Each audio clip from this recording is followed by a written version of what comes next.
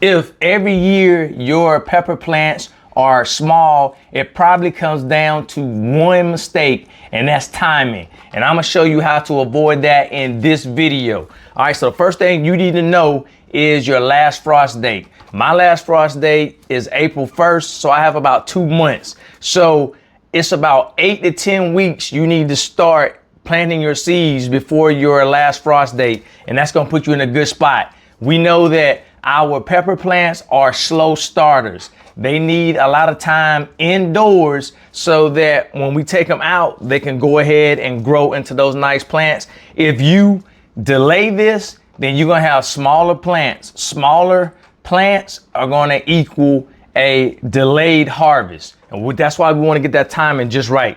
And so I'm gonna take you over and show you how I fill up my trays, which is gonna help me plant these small seeds. All right, so let's go ahead and get started. Okay, the potting soil that I use is this bag right here. Is Happy Frog. And so I always start my plants off with it because it has a lot of nutrients, and my plants, my starts do a real nice job. And so that's why I use it every time I do my starts. All right, so if you're new to my channel, you may not know what this is. This is my soil sifter, and I'll put that video at the end of the link, and I'm gonna show you why this is so important, especially for those small seeds. Now, this right here has helped me greatly, and a lot of my viewers said the same thing, but if you wanna omit this step, you can, but I'm gonna show you the proof in the pudding right now. All right, so I'm gonna get some more. And all this does is keeps the big wood chips out. And just think about it. Those seeds are so tiny. If you have trouble with your germination and you use a potting mix, you may want to check your potting mix because they have a lot of the wood chips. Now, I don't throw my wood chips away. And so I have a food forest garden outside. So I take the wood chips and I put them around my trees. I even put them around my plants. All right, so let me bring you in close. If you can see these wood chips right here. Now, some of these chips are humongous. All right, so look, you think the pepper plant is gonna push through that? Nope, it's not gonna do it. All right, so that's why I use this soil sifter, and then it gets all of the soil nice and fluffy. And so those teeny tiny seeds have no choice but to germinate at a high rate. All right, so I'm gonna go ahead and finish this up, and then I'm gonna go ahead and start potting, and I'll show you how I do that. All right, so I'll see you in a couple seconds. I just wanna show you this one more time. Look at all these big wood chips. See, that always stump my actual germination, and so that's why I do this. But don't throw that away. That is some good fertilizer once it breaks down. Now look at that. You still will have some wood chips in here, but they're gonna be real small. And this is nice and fluffy. So this is gonna increase your germination rate if you had trouble in the past using potting soil. Now the fun part.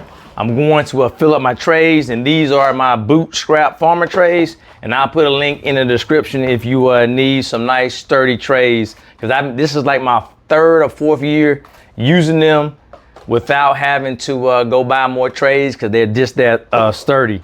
All right, so all I'm gonna do is use one pot to help push this down. And so I wanna leave a little bit of space at the top because I got another trick that helps with my germination. You don't wanna miss it. All right, so let me go ahead and fill these up, and I'll get right back in another second or two. So I tell you it'll take me a second. All right, so I got my Happy Frog mix in here. So now what I'm gonna do, I'm going to plant my peppers. I have, let me look. I got these hot peppers right here. I have my jalapenos, and I have something new that I'm gonna try, my sweet pepper, but they're called Orange Sun. All right, so I'm gonna try that. Now, I do have other peppers for my other trays that I'm going to sow.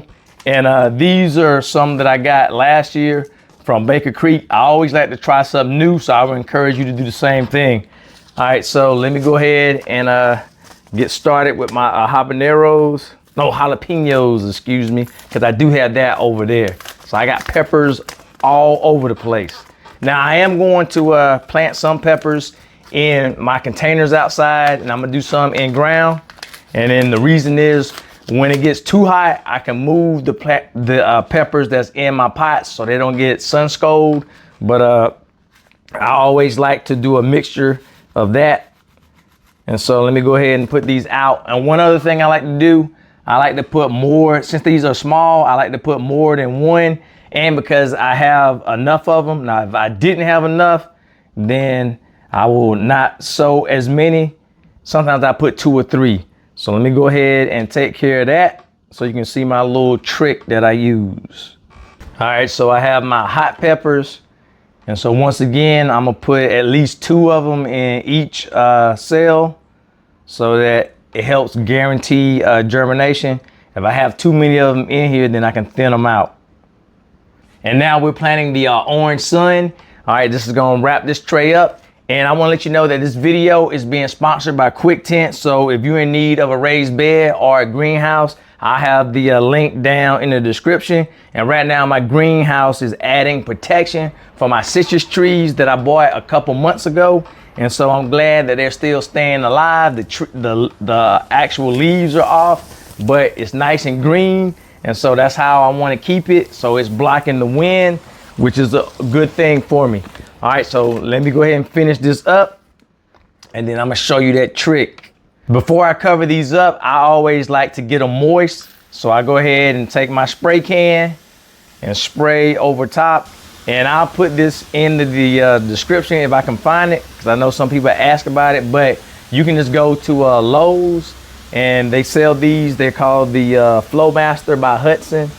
And so it does pretty good for me. And so I want to get these nice and moist, and then we'll go to the next step. Now, I'm going to be honest with you. Years ago, I used to be terrible at seed starting, and this was one of my problems. I would put too much soil over top, especially these little seeds, and then I would be waiting and waiting, and they never would germinate.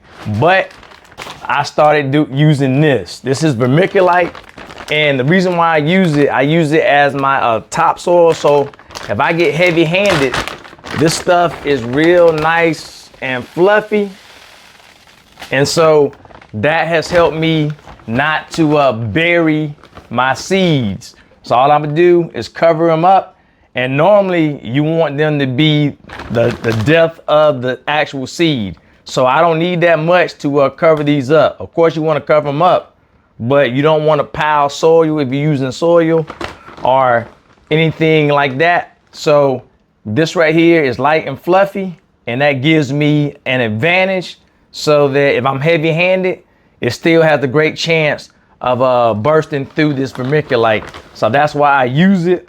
And for me, it has been a straight game changer. Now, some people can use the soil and just put it down there. I had a bad time, a bad experience, so bad that I had stopped planting my own seeds. And then I said, hey, I got to come back and try it again because I want that variety. And so I was able to use this method, and that has increased my germination rate. So if you're struggling with seed starting because of you putting too much soil over top, try this vermiculite, and I'm pretty sure it'll help you out as well. All right, so I just got finished putting this over top. The next thing I'm gonna do, I'm gonna wet the top right here because I wanna make sure that my vermiculite does not fly all over the place. And sometimes I use the fans as well. So I always moisten the top and make sure it stays down. All right, so this is going to help with germination. Now, one thing that I also do is I take my ground cinnamon. I think I'm gonna wait this time until the plants come up. Then I put this all over the top, and it doesn't hurt the plants if you get it on there, but you can layer it over top. In my previous videos, I've done that. This right here has antifungal properties. So that white fungus, if you put this over the top, then chances are that's gonna cut that down drastically. And if I do see some white fungus coming up because it's starting to wear off because of the watering, I'll go ahead and reapply. And this has been another game changer. I should have stopped in this ground cinnamon, because it does great things.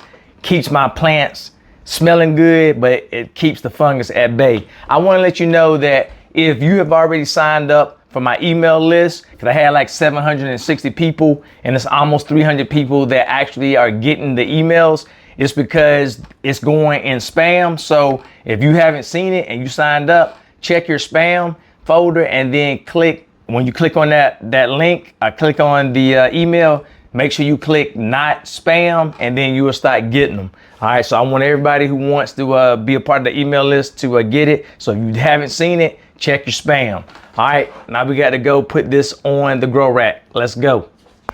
All right, so we got a spot just right here. If you look down, I would advise you to get a heating mat. I'll put one in the description down below. And so I'm gonna put that over top, and I just gotta bring my light up just a little bit. But that right there is going to help you a lot. So I got these heating mats, and they're inexpensive, and they actually work. Oh, and a quick reminder, one thing you want to do when these come up, you want to go ahead and cut off that heating mat so you don't burn the plants, or so that you don't encourage too much growth so they grow too fast.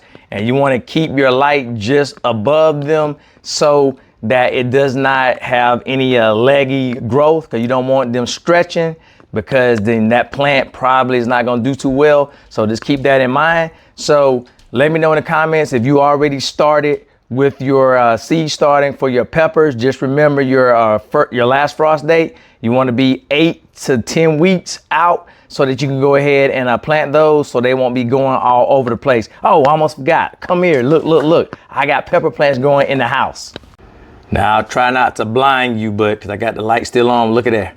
I got pepper plants growing in the house. So even though it's wintertime, I'm trying to experience a little bit of spring and summer already.